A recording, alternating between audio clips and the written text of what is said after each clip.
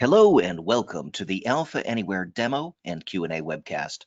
I'm Dave McCormick, VP of Products and Services here at Alpha Software, and I'm pleased to present Dion McCormick, no relation, who's our Premier Solutions Engineer and founder of Giant Killer Training. Also joining us today is Sarah Mitchell, who's in charge of our documentation department. And today, Dion will be giving a little presentation at the beginning. I believe the topic is, we'll see if I'm wrong, working with offline apps. As well as other demonstration. Oh, I got it right in one. Excellent. But we're also here, of course, to answer your questions. After all, it is a Q&A webcast. So if you do have questions, go ahead and type them into the questions box of the GoToWebinar control panel. All right, so let's get started. Dion, I hear that you're there. Let me go ahead and make you the presenter. All right, there we go. You are. Excellent, excellent. Well, thank you, as Dave said, for joining us this week.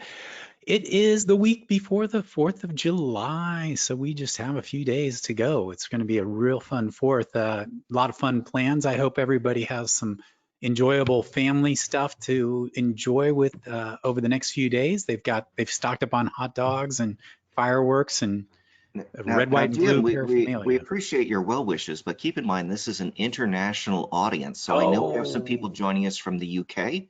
And of course, they need to wish us Happy Treason Day, I believe. Yes, exactly. And I know you're still mad about that. Yeah, you know, it's a shame.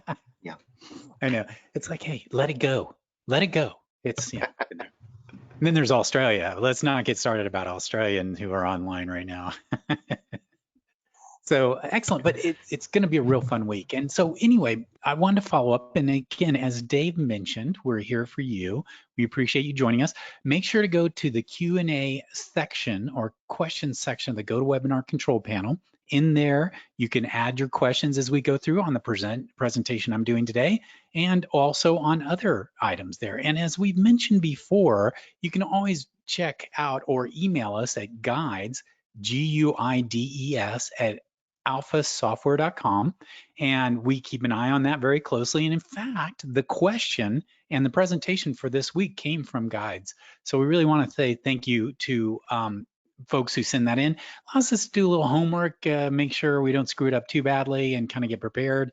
So with that, and what we're going to do today, which is really, really fun, is kind of go over and kind of revisit the whole offline disconnected capabilities. So I'm going to start with a really short presentation to talk a little bit about the native capabilities for offline. And I know I've covered some of these things in the past. This is a bit of a recap on the capabilities, but then we're going to dive into and kind of show a little bit more of the practical aspects of how it works and kind of demonstrate. And that will really help out the new folks. And then we're going to build on that in our next presentation to show you some techniques on how to better manage your offline-online situation so your users have a very, very good experience. And really, that's a key thing. Now, the beauty of the internet, and more importantly now mobile phones, is that there's less and less opportunity to get offline. I mean, if we look at the world nowadays, the reality is that, if you have a mobile phone, between your cell service and Wi-Fi and everything else, you're pretty much online all the time. But there are scenarios, especially when we're talking about field service, out in remote regions, say in a very heavily metal building. I mean, there are scenarios where you will be offline. And what you want to be able to do is to provide the services while that happens. So I saw this little graphic and I thought it was just really entertaining because, yeah, if you're on the beach, you really should be sitting there looking at your phone. You should be doing other things along those lines. But by the way, if you talk to each other, make sure it's 6 feet away. Like, this is not proper social distancing right here. This is proper social distancing. So keep that in mind. And again, I hope all of our developers and their families and everybody is safe and sound and being careful at this time. So what I want to talk in, the question that came in is like, well, we know about PhoneGap and other aspects, but what about using offline in just a web browser environment? So I'm going to touch on the different elements of offline, and then we'll show you a little demonstration of how to build an offline app, and then some of the aspects to it. And then again, we'll build on that for our next presentation. So with that, you really have 3 different offline options that I've identified. First is you can do offline in a web browser, whether it's mobile or desktop. In fact, this could be actually desktop or mobile, because we're not limiting it to either. But most of the time when people are talking about offline, they're thinking of I'm on my mobile device out in the field. So you're going to be doing that through the web browser. And the web browser has capabilities to support offline functionality, but there are certain limitations. There's sort of pros and cons of each of these, and we're going to cover those and kind of explain the pros and cons of each. Secondly is our AlphaLaunch product. And if you haven't used that, it's a real fun product. We're actually working on improving and taking it to the next generation. This allows you to build offline applications, but without having to go through all the effort of, say, doing a full PhoneGap implementation. You may have scenarios where that's a little bit more well suited for what you're trying to do. And then, of course, you have the ability to take Alpha applications using the PhoneGap product and turn them into full-fledged mobile, offline, disconnected applications that run on mobile platforms, whether Android, iOS, tablets, phones, you name it. And so these are really the three major ways to go. And again, each one has pros and cons, and we're going to spend a few minutes talking about that, just so when you're looking at your scenario, you can kind of hopefully guide you through the decision-making process of what you need to actually, or how you should approach building what you need to satisfy your end users there.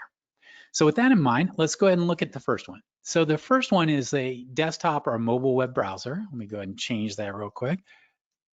I always forget about desktop. So mobile. So first, it's fast. There's no build involved with it. Basically, you create your app with offline capabilities, you publish it to your server, and you're done. And whether that's the standalone, the IaaS, or my preferred method, the Alpha Cloud methodology, it's just basically build it and deploy it. And then the actual offline capabilities will be within the browser environment. Now, there are some cons that are associated with that. I mean, the first and foremost is it's easy, simple, and you get it done. But there are a few things. First is that there are certain data size limitations because you're using browser, basically local storage to do things. You're not actually storing data on the file system of the device. So that limits it, and it's limited by the browser itself. It's essentially a security aspect of, they don't want a browser downloading a terabyte of information to store locally. It's sort of, you want to have security and there's also performance issues that go with it. There is stability because, it's not as stable because if you close the browser, if the person clears their cache, the other things along those lines, it may interrupt the capabilities of providing offline capabilities to your users in your application. And there is certain limited access on mobile hardware. As often what you want to do is be able to touch the hardware to get information. Well, you're going through the browser. So in that case, you're going to have certain inherent limitations due to security and browser policies that you're going to run into. So for instance, let's say you want to get the location information. Well, the browser is going to say, hey, do you want to share your location information with that? And therefore, each time you share, then it's going to ask you that question. With an offline like mobile app, you can sort of answer the question once when you install it, and then from then on, you can get access to the hardware. And there's certain things you can't get access with, and we'll talk about it with the PhoneGap, you have a lot more flexibility there. But you do have the ability to do offline applications, and we're going to show that in a little bit from here. Now, your second offline option is AlphaLaunch. And again, if you haven't used AlphaLaunch, I'll show you when we're in the development environment, but basically AlphaLaunch is a shell app. It's an app that actually exists in the app stores. There's one for iOS and one for Android. And what you can do is download those apps to your mobile device. And once it's on that mobile device, you can connect to Alpha, the server, download the content, the application, and any associated data, and then you're running within that application. You're not in the browser, you're within the AlphaLaunch application. And there's some really nice things about it. First, it's easy to deploy. It's very similar to deploying to the web browser, meaning the big step is the user needs to download the app and then connect it to the data source, i.e. Alpha server, to download the app and the other pieces loads there. There's no real added cost. We don't charge for AlphaLaunch. There's no fee for downloading the app from the app stores. It's free, and we don't actually add any other charge to actually support that application out there. And there is access to the hardware, meaning that we've included a standard set of PhoneGap plugins that allow you to access the camera.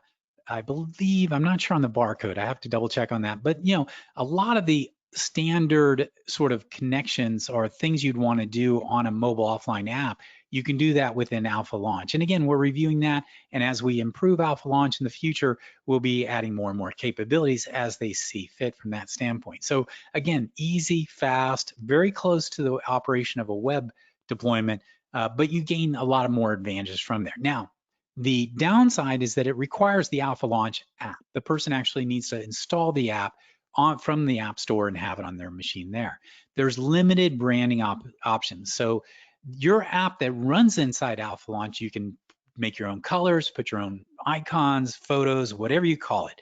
But the AlphaLaunch app has static sort of styling and stuff. So when you download it, it's going to say AlphaLaunch and have some alpha branding to it. We do have a service, so if you're really interested, we can actually create your own AlphaLaunch, and you can contact Alpha, and they can kind of tell you how to do that and what's entailed with that. And again, you have limited plugins. It doesn't support the world. You can't add your own plugins. It's sort of a fixed set. And again, for most, I'd say 80 or 90% of the people, it's great. But if you have some special plugin you want to use, then you really aren't going to be able to leverage that within AlphaLaunch.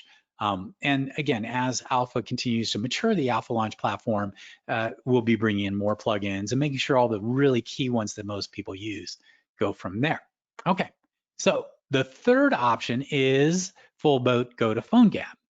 So the process, and we've demonstrated in this past, is first you're going to get full hardware access. Basically, you can add your own plugins to connect into any kind of hardware capabilities. So things like in-app notifications and signaling along those lines, accessing maybe like the touch login or other aspects.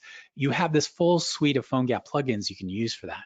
You can also fully brand your app. You can give it your own icon. You can give it your own splash page. It doesn't have to say anywhere Alpha. So therefore it becomes more of a native app with your own personal branding there. App Store, you can upload and put your apps in the App Store and they're accepted by the app stores. And then it's like any other app that you get off the search. So that's part of the branding aspect, is you can give that kind of custom experience saying, hey, download my app. Don't download Alpha and run my app inside Alpha. It's a direct relationship from there. And with PhoneGap, you have more of a native feel. You don't have this sort of structure around it that you have to go through to actually access your app. Once you open the app, you're right into it. It feels more like a native developed app. And in fact, it really is a native app because it's running on the local machine, on the local device as its own entity within that. Now, the cons is that you have a build process that's required. It's not just a publish and go. You actually have to go through a PhoneGap publish. Now, that said, there is a nice little added benefit, is that you can use what's called instant update to achieve a update process within your app without having to rebuild every time. So it's that initial build and maybe other aspects submitting to the store, you'll have to do it. But we also give you that instant update capability to make your life easier. I would consider there's extra deployment costs. There's just time and energy that you have to go through. So that's going to add a little cost to it versus just publishing. And then it's a more complex process than just publishing or AlphaLaunch. You have to kind of go through, submit it, especially if you're going to go through the App Store. You have to get certificates and do other things along those lines that take time and energy. So there's a little bit more complexity to it, but you get that full boat capability. And we have, of our developers, people using all three methodologies out there. And it depends on their requirements. It depends on what they need to achieve with their end customers that sort of decide what they want to do. So I hope that gives you a better feel for offline options. Now, that said, that's sort of the how do I get my stuff out in the field? But there's a whole suite of internal capabilities in Alpha that you can tap into to help you do offline things. And I want to go through those very quickly, just a few more slides, and then I want to go into our demonstration. So first, there are four major sort of, I call them offline components or offline capabilities built into Alpha. The first and foremost is the list control, which I'm sure everybody's very familiar with it.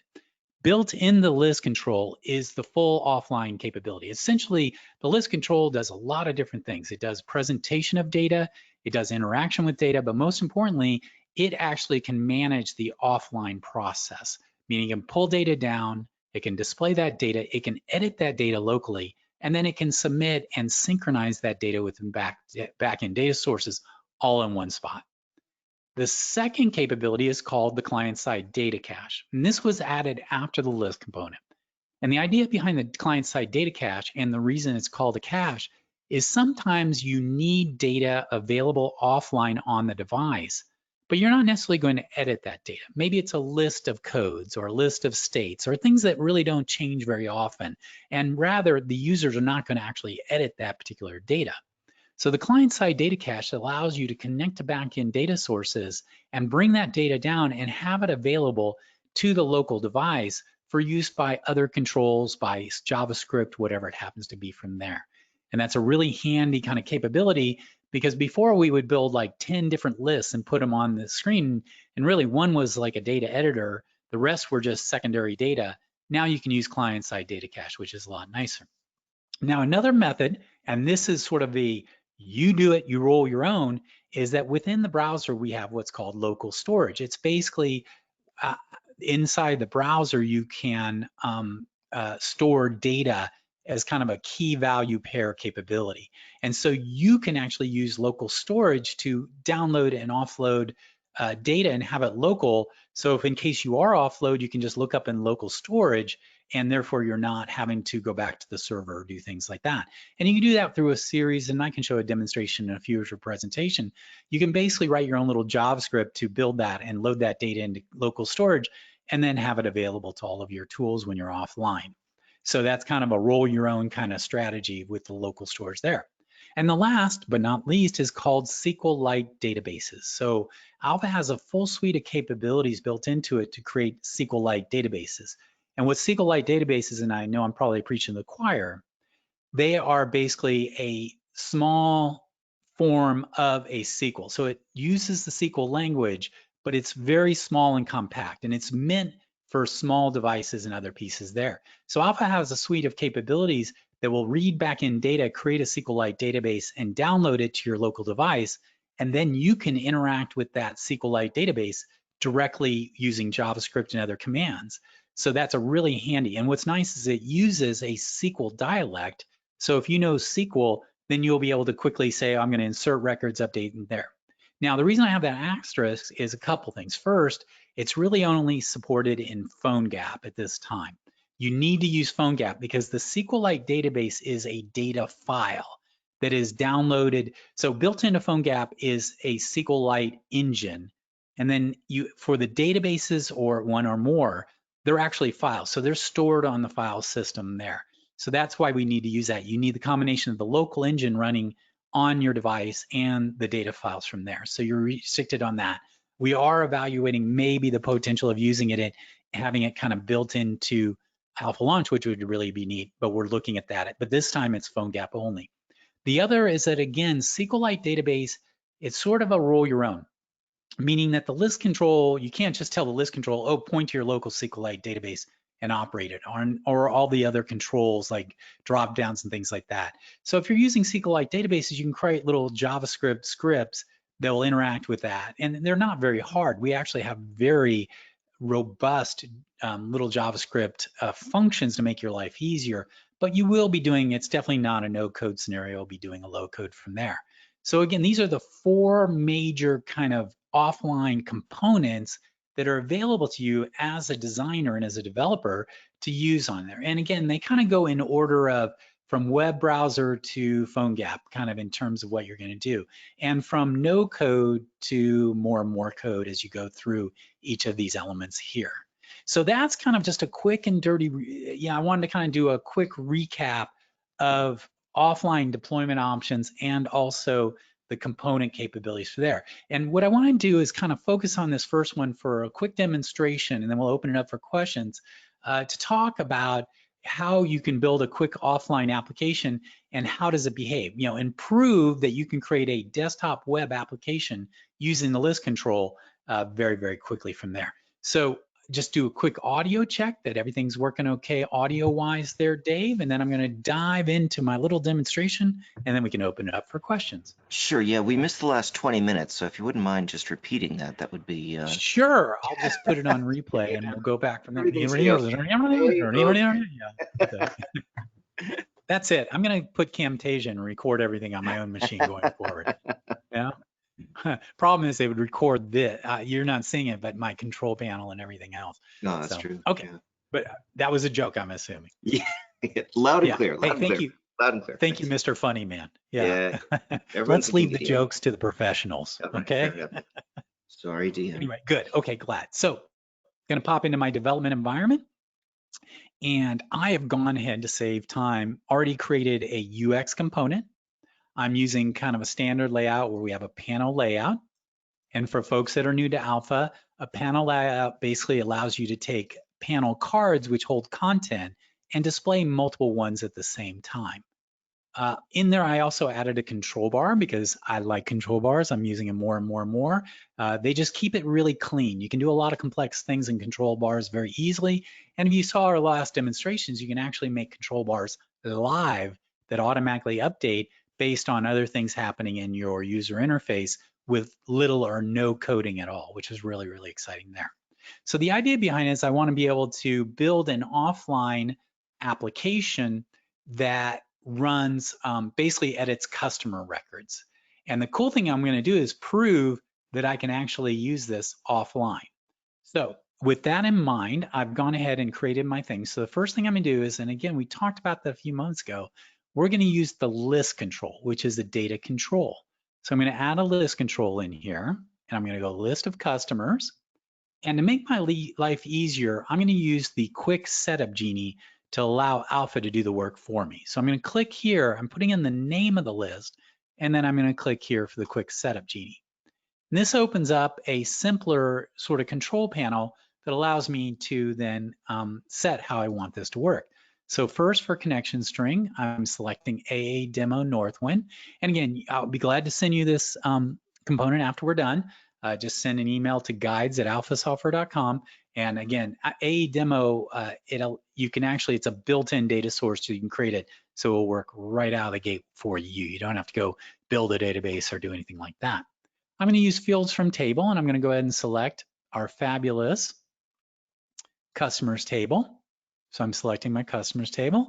It is editable, so you'll notice I'm clicking a table. You'll notice I'm seeing both views and tables. Now, there are conceptually, you could use a view, but the view has to be updatable, and that is not always the case. It depends on the database, everything else. So often I suggest if you're going to use a list control and you're going to be doing data editing, really connect directly to the database that the database table that you're using, because otherwise you may run into where the database is saying, I can't do this stuff. Nothing that Alpha's done wrong. It's just not doable within the database there. Now I'm going to go in the field list. I'm going to go ahead and grab all the fields here. Don't need the images for this demo. So click OK. I could filter this, but I'm just going to leave it as is. So let's say I'm just going to edit these there. Now, the nice thing about the quick setup genie is I can go down here and say, you know what? I want a detail view. So it's just going to create a detail view for me. And the detail view, this is very important for you to know, it does two things. One is it creates a set of, in this case, it creates a set of controls and it maps those controls to the list. So when you click on an item in the list, those controls will automatically update. That's one of the kind of nice no code, low code capabilities, is that Alpha is doing all the wiring to do that. The other thing that when you enable the detail view is that it enables all of that offline editing capability. So it allows you to then store data locally and do other things here. So the detail view is very powerful and very critical for offline applications. I'm going to skip the search part, but I'm going to go down here to the bottom and I'm going to enable the persist data to local storage. Now, very interesting is this is smart enough to say, okay, I can persist it as JSON in the web browser or as a local file. And so it's smart enough to know, and you can guide it with other commands and properties, how to store that data offline. But by just clicking this button, Alpha does the rest for me. It's going to write all the code to call back, pull data down, store it, update the list control, and then if you edit it from there. So I've gone and added all that in there. You'll see in a moment it's going to create my controls. And you'll see it created my list of customers and a container that had all of my field lists here, but also a series of pre-made buttons. Now, often whenever I'm doing an application, I'll let Alpha do this because I don't need to use these buttons. I can just go into a button and copy the code out and put it on a control bar, put it on there, put it somewhere else. I don't have to actually have these on there. But the beauty of it is these are already pre-wired, so I don't have to go figure it out and do other things associated with it. Now, for my panel card 1, I want only my list to be in there. I want my panel card 2 to hold the detail view. So I'm highlighting the controls and I'm going down and putting it in panel card 2. So I click this little stacked rectangles, clicking on panel card 2, and boom, I'm now moving that down to this location here. Now I want to do a couple of things while I'm here. The list control defaults to a certain size. I actually want it to take the full container, and I'm going to go in there, and for our purposes here, I don't want to show every field. I just want to show, say, a few fields here. So I don't want to show every field because it'll be a little bit compacted and not easy to see. Now I want to do one last thing, is that because I'm using a desktop interface, I'm going to go ahead and use the compact theme. And so with the Alpha newer ones, you have mobile themes, which are kind of bigger screen, bigger text, bigger layouts. It's meant for mobile devices where you have a constrained space. But in this case, this is a desktop web application, so I know I have a big screen. So I'm going to use compact so I can really have a lot of data in there. Done all that, and now I have a fully operational offline application that there's no coding that's required. So let's go ahead and show you in working preview what it does. And this will render it for the first time and put it together and show it on my screen. So you'll notice that here's my left side panel, here's my control bar, and here's my right side panel that has my fields and my buttons right here. So let's click this here, and you'll notice first, because I designated a detail view, it automatically wires up the click event to here. So I don't actually have to do anything there. So as I click through, it's going to go through and show whatever the current record is. And any behaviors on that record will be sort of manifested back in there. So let's go ahead and click here. I'll go to region, I'll put 111. You'll notice the save button comes enabled. I click save, and now you'll see we have a little caret here, orange, that says this is offline, or that, I'm sorry, not offline. This says that this record has been changed locally, but has not been persisted back to the backend database. So now I can just click synchronize right here. That will trigger and tell the list, okay, take any edits you have and go ahead and synchronize to the backend system. And built into that is a whole bunch of things like if there's conflicts, etc., they'll be trapped and they'll help people out. But you'll notice now I have persisted my edit to that backend. In fact, if I go here and go into working preview, it's going to pull that data in, and we'll see that if I go here, I think it's here, we have that region code set up from there. It goes from that standpoint here. Now let's go ahead and take this to the next level. Let's actually prove this works in a web browser. So what I'm going to do is, this is my UX control. I'm going to go ahead and create a page, because UX controls can't actually run by themselves in a browser. They need an A5W page, and you can create your own, or you can just go to your UX control and say, create a page for me. And I'm going to go ahead, and I've already got one like that. I'll go ahead and create it and save it. So now I have a page in my application that I can call in a web browser, and what it does is in turn we'll call this UX that does everything else. Now if I had security enabled, it would have asked me a question like, do you want to set the security on this? Because when it creates new things in there, it will by default create them as nobody can access them, so it's up to you to do that.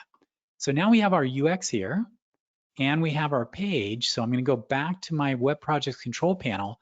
I'll go to my page, and here's that new page I just created. So I'm going to right click on that, and I'm going to say publish to local web root and open. Now, since there's an embedded component, meaning inside this page is this UX, it's going to automatically publish both the page and the UX. But I could just go through and publish each one individually. It's really however you want to do, or I could do a publish of everything to my local. So I'll just right click on here. I'm going to publish the local web root. Now, if you haven't done this, which is kind of nice, there's also a second option, which is publish and open, which is really handy, because then you don't have to publish it and then go figure out what the URL is. This is just going to do both steps at one time, which I find is really, really handy. Use it a lot. So I'm going to go ahead and click Publish Local Web Root and open. So it's grabbing all the different files that it needs to support this page and its embedded UX. It's publishing it locally. In a moment, it's going to open up my UX.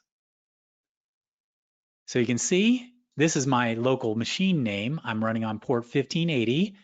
I'm in the folder Sandbox. That's what I set up. And then this is the page. But you'll notice the page includes that item from there. So I can go in here, go here. Let's change this to 222. Click Save. And you'll notice that it saved it and it's offline. Now what's kind of cool about that is then I can click Synchronize, and it's going to then take the data locally, call the server, and update the data from there. As you see, zero coding through the whole process. Now let's have a little fun. Okay, I've got an offline app. Is it really offline? Well, let's go find out. I'm going to go back into Alpha. You'll notice I'm using the development server. I'm going to turn that off. Dun, dun, dun. So I have no server running. This will actually update right here. I have no server running behind the scene. Oh, let me adjust my mic real quick. So I've got my server offline. So let's go back to our web page and let's play. I'll go here to Anton. Notice now when I click on this, it's still working because all of this information is locally in the browser. So we've downloaded it into storage in the browser. And again, as I mentioned earlier, there are limitations. I think it's like 25 megabytes. It keeps increasing, obviously, but there are certain inherent limitations about the total amount of data that's allowed to be downloaded and offline. But as you notice, I can click through there and look at stuff and see stuff, and it just works. I mean, the server is not operational here. So let's go here. I'm going to modify this region here and click Save. So you'll notice there, I was able to edit a record. I could go in here and change this one too. So I can do all my work and I'm offline from the server here. Now, watch when I click Synchronize. You'll see the Synchronize button clicked, but we're not seeing this go away. And the reason why is when it's synchronized, it called the backend server. It said, are you there? The server didn't respond, so it kind of shut down. Now, in a future presentation, I'm going to talk to you a little bit more about how to make that a little more graceful. But you'll notice one thing for sure, synchronized did not go sort of dimmed or gray because it's still in that synchronized phase. And there's much better ways to handle it, and we'll talk about that. And that's kind of our next one is, how do you take this and make this a little more robust so it's a little bit better for users from there? But the key thing you need to know is I have not lost my offline edits. They're still in my browser here. Now I'm going to go here and I'm going to go ahead and turn the development server back on. Great. Now I'm going to go back into my browser and I'm going to click the synchronize button. And you'll notice, voila, it actually was able to connect to the server. It said, oh, you're there. Here are some changes for you. The server took those, applied them to the database, and then sent a message back to my browser saying, guess what? These things are all updated. So it removes those little carets, and it also dimmed the synchronize because this is now synchronized with the back end. So it works really well. But again, certain limitations. Let's do an experiment here. Okay, I'm going to have some fun. So I'm first going to go here and let's go ahead and say, let's stop the server. And again, this is, I'm kind of playing with it because there are, you know, as I mentioned before, it's not as super stable as you may like on there, but there are capabilities here. So I'm going to go here and I'm going to go ahead and go to this record here and I'll change that and I'll save that. And I'm not going to synchronize it.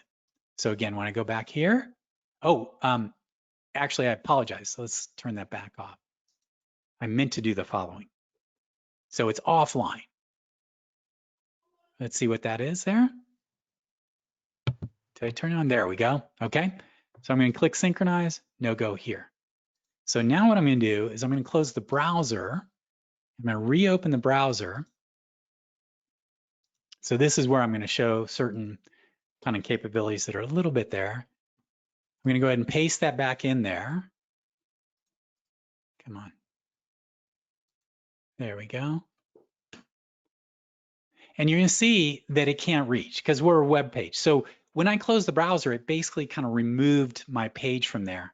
So that's, so offline is sort of, if you lose disconnect from the server, you're good from that standpoint. But let's go ahead and turn this back on. And this is, again, I wanted you to know the limitations of what it is. Let's reload this thing here. And you'll notice that two things that are kind of cool. One, and this is actually one of the advantages, I had to actually connect to the server to reload this page because it doesn't store this page offline and everything else. But when it restored, notice something really cool. It remembered my record edit. Remember, I edited the record. I attempted to synchronize. I wasn't able to. I closed the window and I reopened it. Now I can click synchronize. Go ahead and click synchronize. And I think I'll have to double check on this. It remembers it offline, but I think it's giving me a issue of saying I'm a little out of sync. So I'm going to come back and talk about it. See, notice this one here gave me a little sync. Oh no, there it is. It just took a moment there. That was weird. Huh, I'll have to play that again. It does work. That's what I wanted to say is that when you do the offline, it does remember in local storage. Even though I closed my browser and reopened it, when I reconnected to that page, it said, oh, do I have some local data? And that's kind of what's going on behind the scenes is that the first time you open this UX up, it calls the server and says, give me a set of data. I don't have any data locally. Downloads that data, and that data is now available on the page. Start editing it, do those other things there. I edited a record, I updated the region, I saved it, but I did not synchronize it.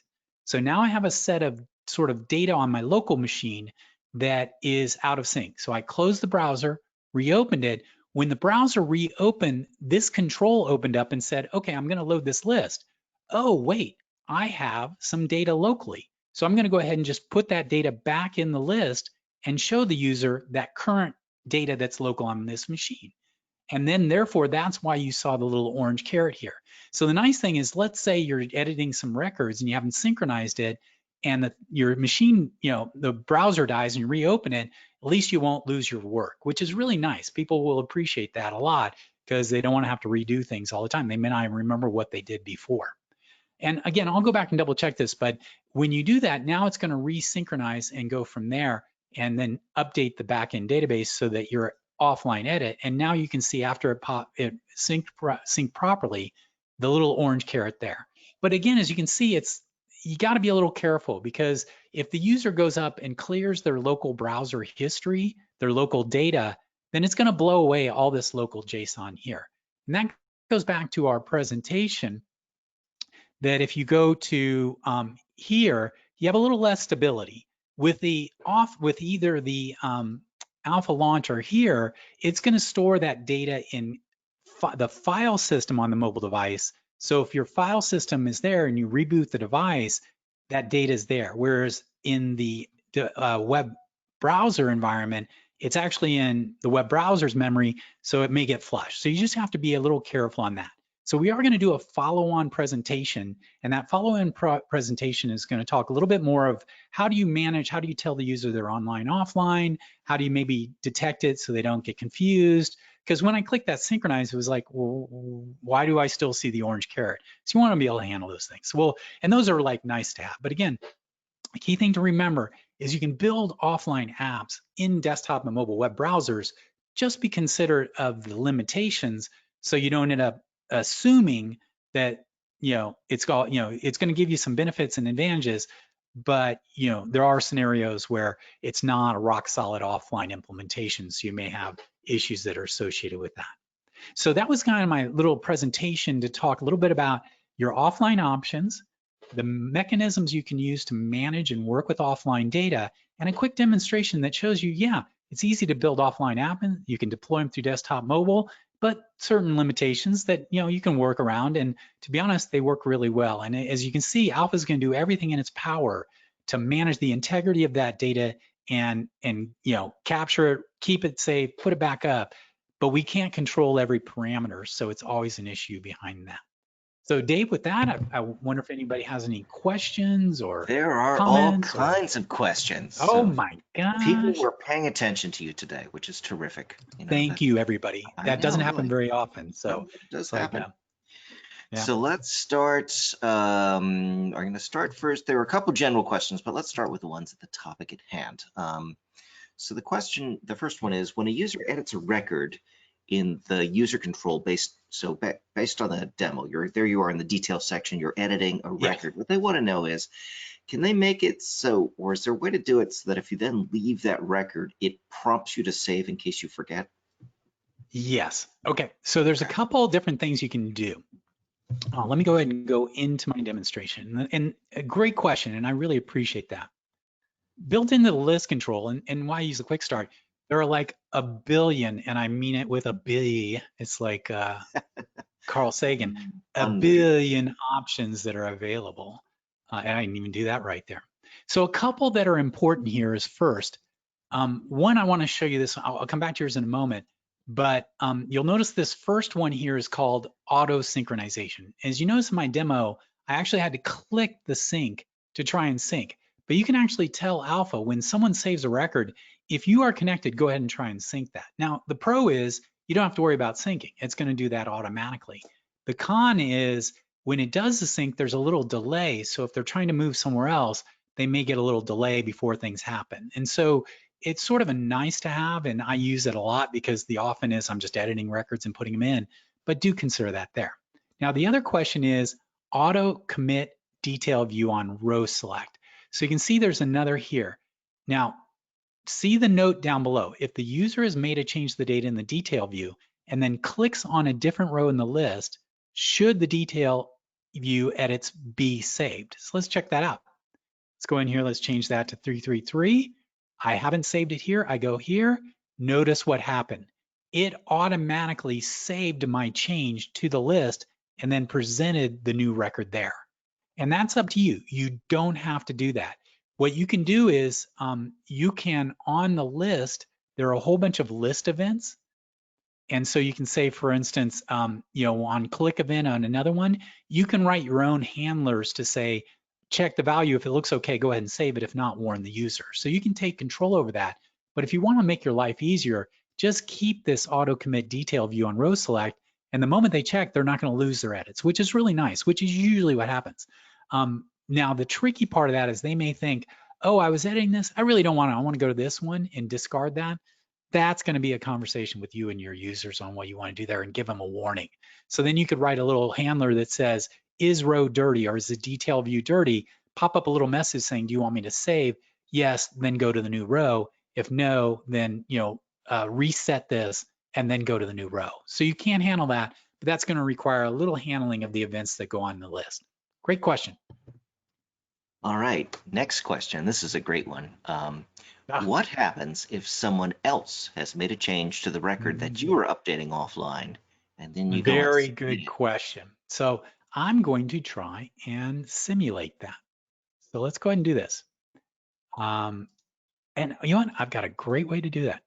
I'm going to use what I try to do more nowadays is actually try and build this before actually going into the presentation.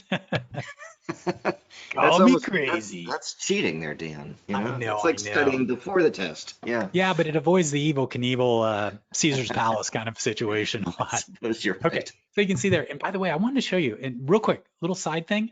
I didn't know, but when you put in a container, it adds this really cool little round thing on there. It makes it look really nice. There's a little enhancements going on there as we go through it. So, okay. So here I am pointed to the same database. Basically, I created the same thing. This is my original one I created, and this is the one we just created here. So let's go ahead and I'm just going to synchronize this record here. Okay, so let's look at Alfred. And so this is the current data here. And I'll go to Alfred's right here, and here's the current data here, both the same. So I'm going to go in here and I'm going to use this and I'm going to save this record and I'm going to synchronize it here. Okay, so now the value in the database is 333. If I go to my UX here, you'll notice my value is 222. So I'm going to say, no, I want the region code for Alfie be 111. Now I'm going to go ahead and click save. And you'll notice it says, okay, great, I accepted your local saving, but everything is local here. Now the next step is I'm going to click synchronize, and you're going to see something. First, you get a red indicator. Uh-oh, I tried to send the stuff back, but there is a problem. I cannot apply your change. But check this out over here. Built into the detail view is the ability to give the user the ability to modify that. So you'll notice my area I have a conflict, it has a little message here. It says, oh, this is the problem with this record. This is the record that has a problem. Here is the actual problem. Now I can click on this, and this is all automatic. I can say use mine or use theirs. So I'll go, no, I want it to be 111. And then what it's going to do is once you've done that, it's going to go ahead and set that, synchronize it, and now it's applied 111. Now you'll notice here I'm out of sync, so you kind of have a little bit of round robin, but if I refresh this, it'll pull back the latest information here. So the benefit is that when it does the synchronization step, it takes the time to compare the records that are on the server to what's local, and if it does find a conflict, within the user interface, it's going to present that and allow the user to modify it. Now, that said, you can control that process, meaning that when you do it, you can actually capture and say, did the sync go okay? Did anything go wrong? Is there a conflict? If there is, then you can write your own little scripts to say, no, I always want the last person to be overriding, or I want to do XYZ. I mean, or I want to pop up a window to ask them that instead of having it buried in the detail view. So it's very powerful, meaning all that is automatic. If you notice, I didn't write any code to mark this row, to update this, to give the person the ability to detect and change which one they want and show which are the two different values. That's all built into the list control, and it's all available in this web browser here. But there are hooks that allow you to go in and add your own experience and enhance it from there. Great question. It was practically planted, but it wasn't planted, actually. It wasn't. A legit question. Sarah. It wasn't, Sarah. All right, so let's say you do want to, in fact, do a more refined type of experience. Is there a way in Alpha that you can check to see if you have an internet connection?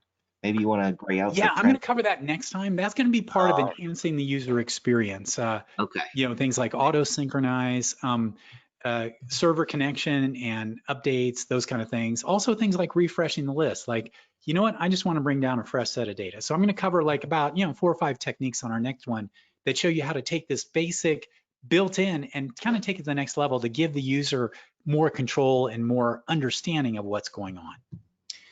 Great. So we have one more offline question, and then we have a general question. Great. And the offline question, just find it here.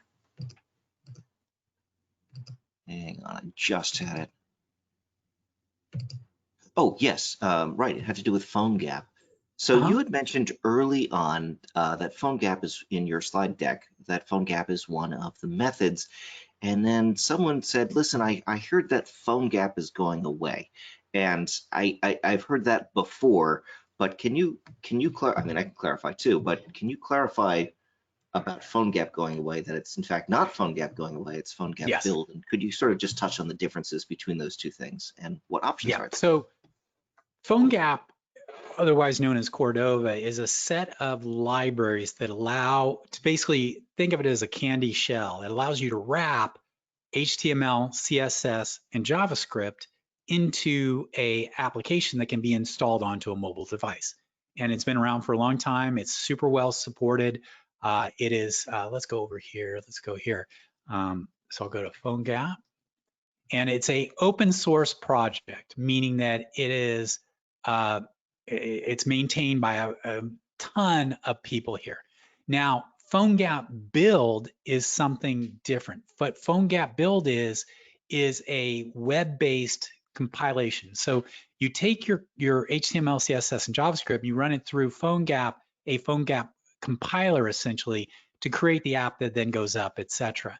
And Adobe had what was called PhoneGap Build, which was a service where you could just throw your code up there, it would compile it, connect everything together, and then give you back what you needed to go from there.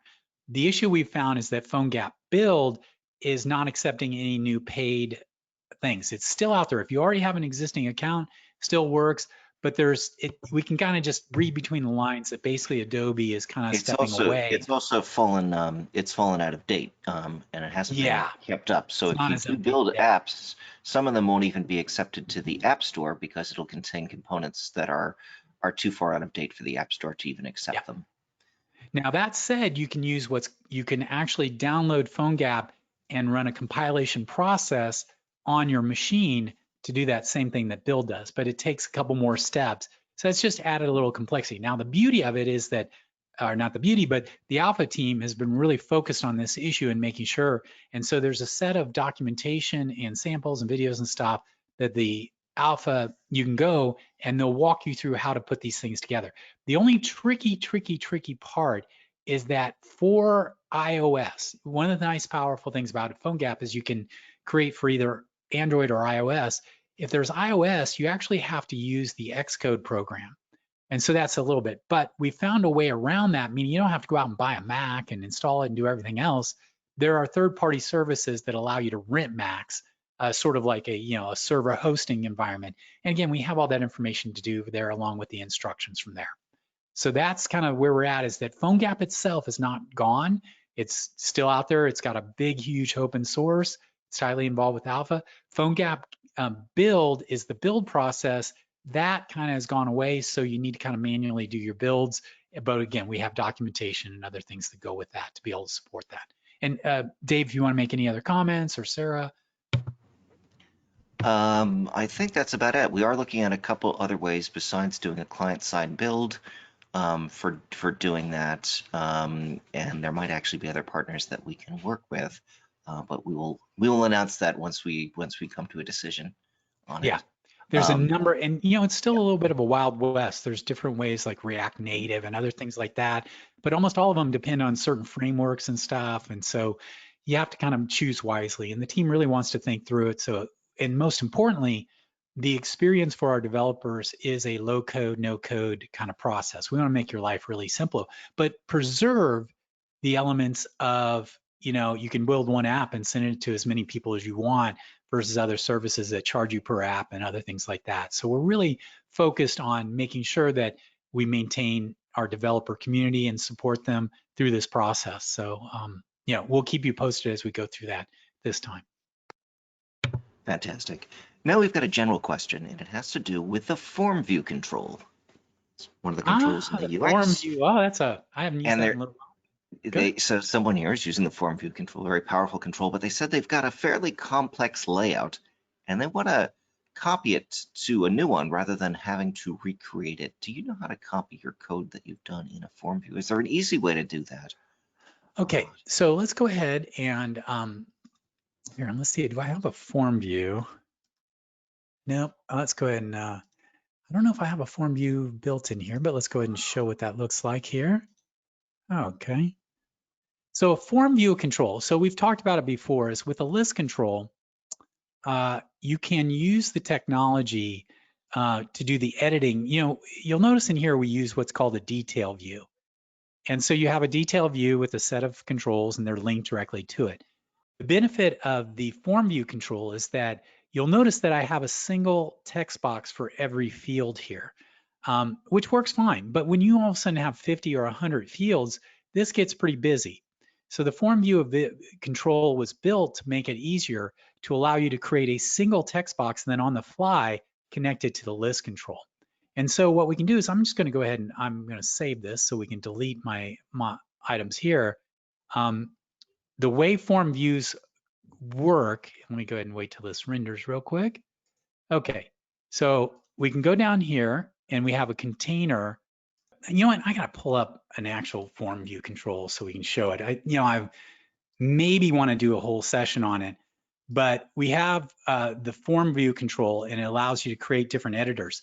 For the ability to move it from one UX to another is really just going to be a copy paste kind of exercise, meaning you're going to have to copy and paste the components from one UX to another to be able to do that. So, it's been a while, so I'm a little rough on form views, so I'm going to have to take a pass. We can come back to it next week and I can go through and do a quick demonstration and Can show you you how to do that. But can you also um, show, and possibly today, just the generals of how you actually copy controls from one UX and paste them oh, into good another point. UX? Yep. Okay, so if I have a set of controls here, there's kind of two things you can do. First, you can select a number of controls here, go to the menu, and copy those controls to the clipboard. So that basically puts it on the clipboard. Then when you go to another UX, you can then click menu and say paste and before or after. So for instance, after here. Mhm. So that just pasted those controls, and any elements of that control will be here. Now, the issue will become is that, if I take a list control and paste it, I'd have to do kind of all the components at one time because they're kind of wired together. In fact, if I go in the list control here and I go to the detail view, you'll see we have on the detail view something called the detail view map that basically connects my columns in my list control to my fields that are on my user interface. So if the names are changing, if you're creating a different list control and you're trying to connect it to different things, there's going to be some extra work to get those things to work. And the form view is definitely a different animal. So I apologize. I don't have an off the cuff kind of answer, but I will come back and we'll try and address that, how you would. And again, just if you could do me a favor, if you could email to guides@alphasoftware.com and make sure we completely understand what you're trying to do in terms of, it sounded like you wanted to copy some elements of FormView from one UX to another or something along those lines. That would be super helpful for us. Excellent. All right, so another question for you, it's sort of related to this UX stuff, is how do you save a UX as a template? And like, let's say you've got a UX that you like and you want to Oh, use it good over point. and over again. Yeah, no, that's a great point. So there's two different ways to do that. Let me go ahead and get rid of this. So one way, which is very handy, is that if I have something that I like, let's say I like this customer list stuff, and I haven't done a lot of, I've got a base capability of it. You can go to File, Save as Template. And what that will do is it will save everything in this UX as a template. So it's like a pre-coded UX. Now, obviously you could copy this UX out and then bring it back in and just do a manual copy, and that allows, and then rename it. But this is nice because you could, especially if you have a team development, you can save a basic structure as a template. So let's go ahead and save this as template, and we'll call it the webinar UX template. Now, you're given some options here. This can be a local one. This means it's only going to be able in this one web project, or it can be actually anything in this workspace. So as we mentioned before, you can have projects within workspaces, but the one I tend to use is global, because then this one will actually allow this template to be available in any, like if you open up a whole new workspace, it's going to be available there. So I'm going to select that. Okay. Now when I go to the Web Project Control panel, and I'm going to go ahead and click New, Web Component, Next, UX, and Next. And you'll notice here that I've got my Alpha standard templates, but you'll also see I have my new Webinar UX template. And I click OK. And voila, it's there and ready to go. And again, for like, if you want to maintain consistency and you don't want to have to like delete stuff out of an existing, you could create a base template, and then for you have the header in the right place, the control bars, etc. And then you open it up and you flesh it out. That's really handy in sort of team development there. Now there's another option that you can use, which I also do here. So in this case, I saved everything in this UX, but sometimes you just want a set of controls that you really like. Like I like these set of buttons. Maybe I styled them, I added icons, I changed them, and I'm going to use them over and over and over on different UXs and other places there. Well, what I can do is I can select those controls. I can go to menu and I can save those selected controls into a library. And now this is a little different. It's not saving the whole UX. It's just setting these controls here. And then I can conversely do load controls. So let's go here. Let's go to here. And I'm going to go here to menu. And I'm going to do load controls. And you'll see that I have a demo panel layout. It's something I've been using over and over again. And I want to have these set of controls available to go into any UX. So I'm going to go ahead and click that and click OK. And you'll notice all it's doing is importing those set. In this case, it's my panel layout that we started with at the very beginning. So controls allow you to sort of say batches and individual controls and then insert them. Templates are at the top level, the UX level, and they're used to recreate a complete UX over in terms of those situations there. And you can kind of pick and choose and use both of them there in terms of how you want to approach, and the productivity is great. Now I spend 3-4 minutes every time I want to build something like this. I don't have to lay out all these things, and it's exactly configured how I want them. That is terrific. Dion, we have run out of time, but thank you very much for presenting today. Oh, I'd like to thank Sarah for have to standing share by. And oh, wait a minute. That looks like a brisket. Yes. What are you doing this weekend? Well, this is some previous work of mine. I'm going to show my work. That's when we started. That's when we ended. Look at that bad boy. What? Isn't that Wow. beautiful? There you That go. is beautiful. And then also we got a little pork butt here. That's when we started. That's what it finishes. So if anybody's wondering what I'm doing this weekend, you're seeing here, coding and cooking.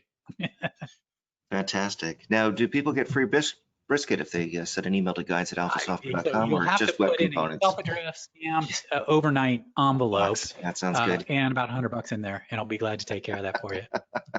In a waiver for getting sued by state line people or something. Yeah.